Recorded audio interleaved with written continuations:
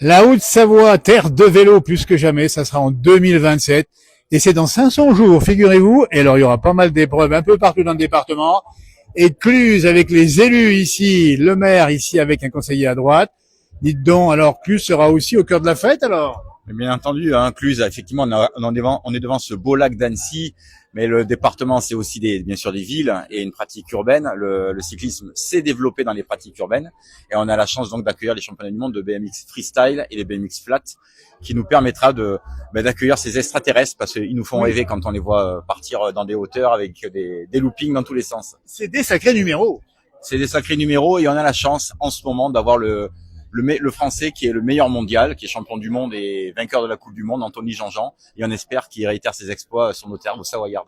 Alors, monsieur le maire, comment on prépare un tel événement? Il reste 500 jours, mais il y a encore du travail, j'imagine. Hein. Alors, il y a eu 500 jours, mais il y a eu surtout 6 années auparavant, puisqu'on a hérité de la piste des Jeux Olympiques de Paris 2024. Elle est chez nous, elle est dans notre propriété depuis maintenant presque 2 années.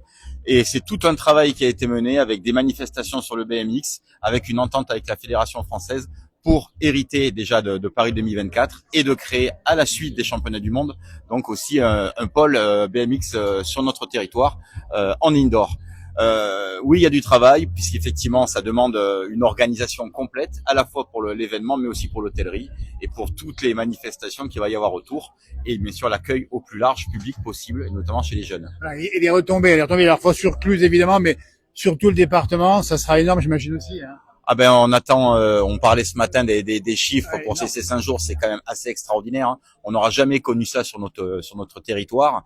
Même les championnats du monde précédents à Glasgow, on multiplie par 2 les chiffres. Donc oui, on aura à la fois la télévision qui retransmettra toutes les épreuves chez nous, et en plus effectivement un grand nombre de publics présents sur les épreuves.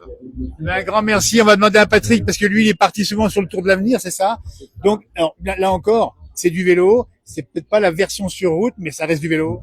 Ça reste du vélo et puis bon, moi je fais pas grand-chose. On a un grand spécialiste qui s'appelle Thomas Benedetti et c'est lui qui travaille beaucoup sur le sujet avec Jean-Philippe Masse. Moi je les aide aussi bien sûr, mais c'est plus Thomas qui. Absolument. Et quand même, ce qu'il faut dire, c'est que pour les jeunes de la région et même de France, c'est bien de voir des champions comme ça à la télé ou sur le terrain comme ça. Ça peut leur donner des idées de faire du vélo plus tard. Ah bien sûr, c'est ce qu'on attend. Hein. Nous, on attend que le vélo club de Cluse-Fondier évolue un peu dans le BMX et BMX freestyle, bien sûr. C'est ce qu'on attend. Voilà, un grand merci à tous les sites d'accueil de Haute-Savoie. On rappelle bien que ça va se passer du coup fin août, début septembre 2027.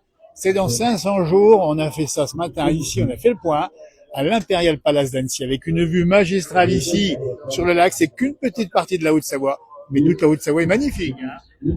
C'est clair et on en profite. Voilà, merci beaucoup. Merci beaucoup.